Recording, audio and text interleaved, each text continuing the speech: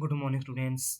तो आज हम क्लास 8 के सेकंड चैप्टर द सुनामी को डिस्कस करने जा रहे हैं। लास्ट डे हमने फर्स्ट चैप्टर के क्वेश्चंस थे उनको डिस्कस किया।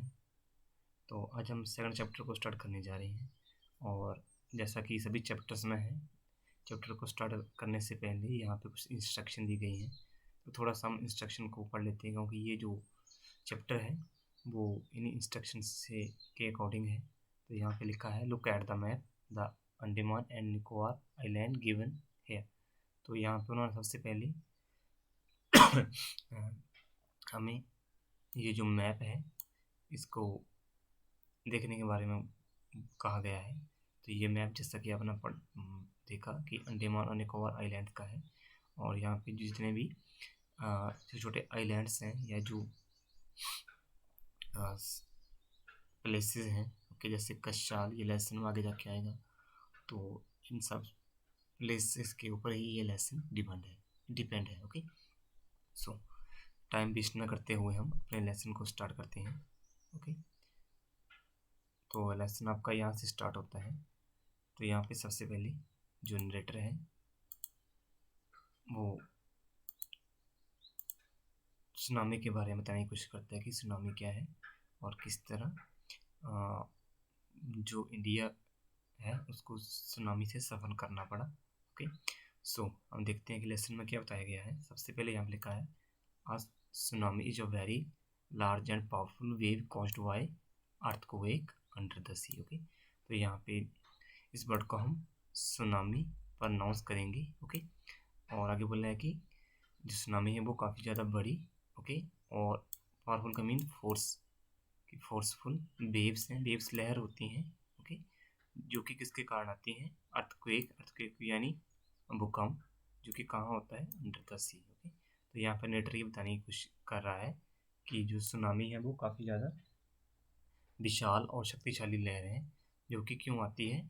अर्थक्वेक के कारण, जो कि कहाँ होता है? Under the sea. Okay, next है on 26 December 2004 a tsunami hit Thailand and parts of India such as the Andaman and Nicobar Islands and the Tamil Nadu coast। Okay, तो यहाँ पे नेट ने एक डेट दी है 26 December 2004।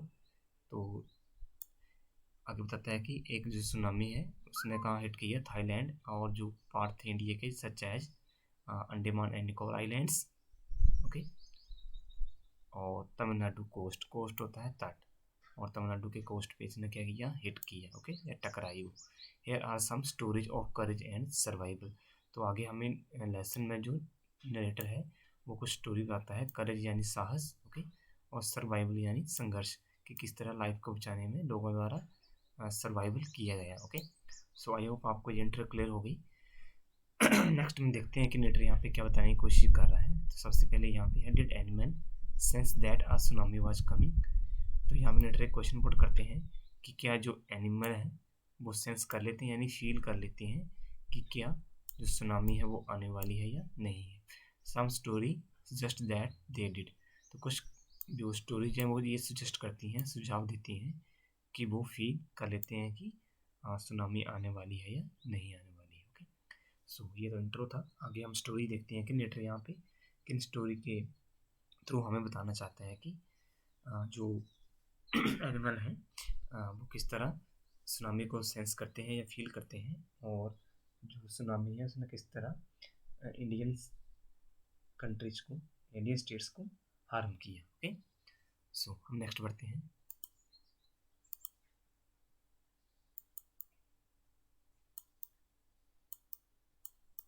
ओके, तो यहाँ पे हम स्टोरी फर्स्ट को डिस्कस करने जा रहे हैं। ओके, तो पार्ट 1 है ये, पार्ट 1 को हम पढ़ने जा रहे हैं। तो सबसे पहले यहाँ पर नेटर ने लिखा है the story are all from the Andaman and Nicobar archipelago. Okay, इसको हम बोलेंगे आर्किपेलागो वर्ड को। तो यहाँ पर नेटर ने बोला है कि ये जो सभी स्टोरीज हैं वो कहाँ से ली गई हैं? अंडमान और निकोबार आर्किपेलागो। ओके, सो यहाँ पे आर्किपेलागो की उन्होंने मीनिंग बताया है a group of many islands and surrounded the sea. Okay, तो उसका मीनिंग यहाँ डिस्कस कर दी है। नेक्स्ट है Ignatius was the manager of a cooperative society in Katchal. Okay, तो यहाँ पे एक पर्सन की स्टोरी बताई गई है जिसका नाम है इग्नेशियस। ओके, और वो एक मैनेजर था कहाँ पे, cooperative society in Katchal. Okay, तो वो कोऑपरेटिव सोसाइटी कशाल में क्या था, मैनेजर था। नेक्स्ट है हिज वाइफ वोक हिम अप। तो नेक्स्ट है यहाँ पे his wife woke him up at 6 AM। Woke up, ये वोक हिम अप का मीनिंग है उठा देना, सुबह उठाया। तो उसकी जो वाइफ थी उसने इग्निशियस को सुबह 6 बजे या 6 o'clock उसको वेकअप किया, because she felt an earthquake, क्योंकि उसने क्या किया, एक अर्थक्वेक को महसूस किया। ओके, अर्थक्वेक का मीनिंग होता है भूकंप। Ignatius carefully took his television set off its table and put it down on the ground so that it would not fall and break. Okay, set off का meaning है उसको वहाँ से हटा देना, और put it down का meaning है इसको नीचे रख देना। तो जो इग्निशियस है उठने के बाद क्या करता है, बड़ी केयरफुलीनेस से या ध्यान से वो अपनी जो टेलीविजन सेट है उसको इसके टेबल से हटा देता है और उसको नीचे ग्राउंड पे यानी ज़मीन पे रख देता है, so that it would not fall and break, ताकि ये क्या हो, गिरे ना, और क्या हो, ये इसमें टूटे भी ना हो या ब्रेक भी ना हो। Okay, then the family rushed out of the house. ठीक है, रस्ट आउट मीन्स भाग जाना। तभी क्या हुआ, ये सारी की सारी फैमिली क्या करती है, वहाँ से घर से भाग जाती है। ओके, सो अब हम नेक्स्ट देखते हैं, when the tremor stopped they saw sea rising। Okay, tremor का मीनिंग यहाँ पे बता दिया, ये रहा ट्रेमर का meaning, a slight shake earth tremors, the earth shakes during an earthquake। Okay, tremor का मीनिंग है कि भूकंप के दौरान जो धरती हिलती है उसको हम क्या बोलेंगे, ट्रेमर बोलेंगे। ओके, सो तो जब ये जो भूकंप के झटके थे ये रुक गए, स्टॉप हो गए, दे saw द सी राइजिंग, उन्होंने क्या देखा कि जो समुंदर है वो राइजिंग कर रहा है, मीन्स उसका पानी ऊपर चढ़ रहा है। ठीक है, राइज कर रहा है। Okay, in a chaos and confusion. Okay, इसका उन्होंने मीनिंग लिखा है यहाँ पे कि क्या होता है, क्योस और कन्फ्यूजन, कंप्लीट डिसऑर्डर और कन्फ्यूज। ठीक है, मीन्स कन्फ्यूजन तो क्या होती है कि जब हम ये डिसाइड ना कर पाएँ कि व्हाट टू डू और what not to do. Okay, उसको हम क्या बोलेंगे, confusion. Two of his children caught hold of the hands of their mother's father। okay, mother's father and mother's brother and rushed in the opposite direction। तो जब ये जो झटके थे भूकंप के ये रुक गए, जैसा सी राइजिंग, तो कि जो ये जो समुंदर है ये इसका पानी ऊपरी तरफ बढ़ रहा है या उठ रहा है, तो इस दुविधा में और ये कन्फ्यूजन में द टू चिल्ड्रन, तो इग्निशियस के जो बच्चे थे दो, उन्होंने क्या किया, उन्होंने अपने जो मदर फादर यानी उनके जो नाना जी थे और जो उनके मदर्स ब्रदर जो मामा जी थे, उनका उन्होंने हाथ पकड़े हुए थे और वो कहाँ भागे, rust in the opposite direction. Rust होता है भागना। ठीक है, तो वो क्या हुआ, अपोजिट डायरेक्शन में वहाँ से भागे। He never saw them again, तो उसके बाद जो इग्निशियस था उसने इनको कभी भी नहीं देखा, दोबारा कभी नहीं देखा। His wife watch also swept away, तो जो इग्निशियस था उसकी जो वाइफ थी वो भी बह गई थी। ठीक है, स्वेप्ट अवे का मीनिंग बह जाना, पानी में बह जाना। Only the 3 other children who came with him were saved, केवल 3 जो अदर चिल्ड्रन थे वो ही बचे जो कि इग्निशियस के साथ आ गए थे। ओके, उनको ही बचाया जा सका। सो हम नेक्स्ट पैराग्राफ में देखते हैं कि यहाँ पे जो नरेटर है वो क्या बताने की कोशिश कर रहा है।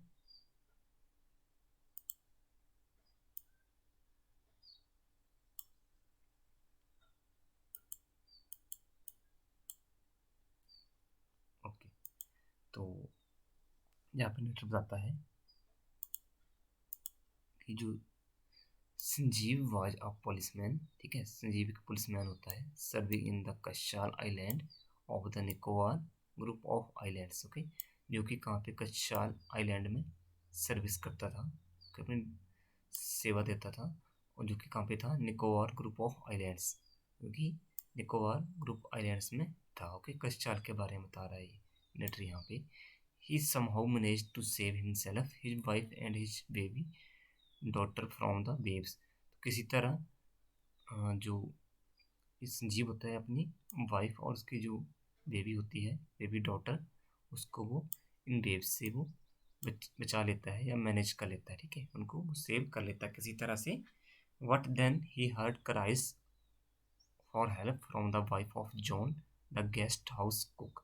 तभी क्या होता है, जो उनका गेस्ट हाउस कुक होता है जॉन, ठीक है, तो उसकी वाइफ की वो क्या क्राइज सुनता है यानी चीख सुनता है, कौन, संजीव। तो नेक्स्ट है Sanjeev jumped into the water to rescue her. तो संजीव क्या करता है, उस औरत की चीख को बचाने के लिए, उसको बचाने के लिए वो पानी में कूद जाता है, jumped into the water. What they were both swept away. तो आगे क्या था, दोनों वो पानी में बह जाते हैं। ओके, या सी में फ्लो हो जाते हैं। नेक्स्ट है 13-year-old मेघना was swept away along with her parents and 77 other peoples। तो आगे नेटर ने बताया है कि 13-year-old मेघना वो भी पानी में बह गई along with her parents, और उनके साथ 77 और भी लोग थे जो कि swept away हो गए पानी में। Okay, she spent 2 days floating in sea holding on a wooden floor। तो आगे नेटर ये बताता है कि जो मेघना है वो अपने 2 दिन स्पेंड करती है वहाँ पे सी में। ओके, किसके सहारे, floating holding on a wooden door. वो एक वुडन डोर को पकड़े हुए 2 दिन अपने पानी में सॉरी समुद्र में स्पेंड करते हैं। 11 टाइम्स यानी 11 बार she saw relief helicopter overhead but they did not see her. तो 11 बार जो 11 टाइम्स जो मेघना थी उसने क्या देखा कि जो रिलीफ हेलीकॉप्टर है वो उनके सिर के ऊपर से गुजरा। वट दे डिडंट सी हर, परंतु जो हेलीकॉप्टर रिलीफ हेलीकॉप्टर थे उन्होंने उनको नहीं नोटिस किया, यानी मेघना का नोटिस नहीं किया या उनको नहीं देखा होगा। She was brought to shore by a wave and was found walking on the sea shore in a daze. Okay, तो नेक्स्ट है यहाँ पे कि जो मेघना थी उसको शोर यानी किनारे पे, ठीक है, किनारा होता है शोर, इसको हम शोर बोलेंगे इंग्लिश में, कि उसको वेव के द्वारा कहाँ पे पहुँचा दिया गया, किनारे पे पहुँचा दिया गया। And was found walking on sea shore, समुद्र के किनारे। सी शोर का मीनिंग है इन डेज, डेज मीन्स बेहोशी की हालत में। ओके, तो आगे नेटर ये बताता है कि जो मेघना है उसको एक समुद्र की लहर के द्वारा किनारे पे पहुँचा दिया गया और वहाँ पे उसको स्तब्ध अवस्था में या बेहोशी की अवस्था में वहाँ पे उसको घूमते हुए पाया गया। ओके, मीन्स वो उसमें जब वहाँ पे चल रही थी तो अपनी वो होशोवास में नहीं थी। ओके, तो हम नेक्स्ट स्टोरी देखते हैं। नेक्स्ट स्टोरी यहाँ पे है अलमास जावेद की। Almas Javed was 10-year-old। तो यहाँ इसकी एज बताई है कि जो अलमास जावेद है उसकी कितनी एज थी। He was 10 years old। She was a student of Carmel convent in port Blair. और वो स्टूडेंट कहाँ से थी, कार्मल कॉन्वेंट की। कार्मल कॉन्वेंट स्कूल है वहाँ पे, जो कि कहाँ पे है, पोर्ट ब्लेयर में। उसकी एक स्टूडेंट थी। Wear her father had a petrol pump, जहाँ पे उसके फादर का क्या था, एक पेट्रोल पंप था। हर मदर राहिला होम वाज इन नानककोरी आइलैंड। तो उसकी जो मदर थी राहिला, उनका जो घर था वो कहाँ पे था, नानाकोरी आइलैंड में। The family had gone there to celebrate Christmas. और ये जो फैमिली थी वहाँ पे क्यों गई थी, क्रिसमस को सेलिब्रेट करने के लिए। ओके, सो अब हम नेक्स्ट देखते हैं कि नेक्स्ट यहाँ पे जो लेटर है वो क्या बता रहा है।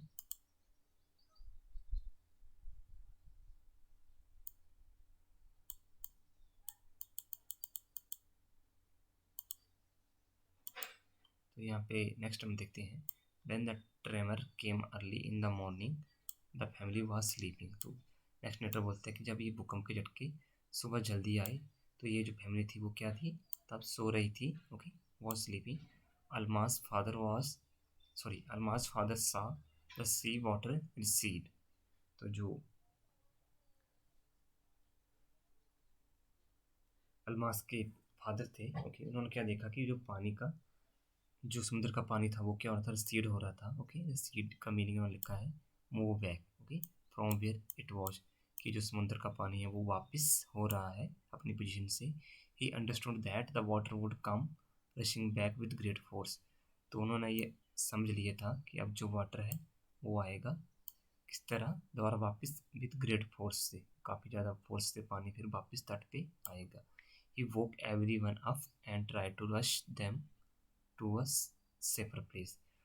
तो अलमास के जो फादर थे उन्होंने क्या किया, अपनी फैमिली के प्रत्येक मेंबर को उठा दिया और try to rush them to a safer place, और उनको एक सभी जगह एक सेफर प्लेस को जल्दी से जल्दी ले गए। Okay, as there and her grandmother was hit on the head wise something and fell down. तब जब वो भाग रहे थे, ओके, उसके जो ग्रैंड फादर थे was hit on the head something by something and he fell down.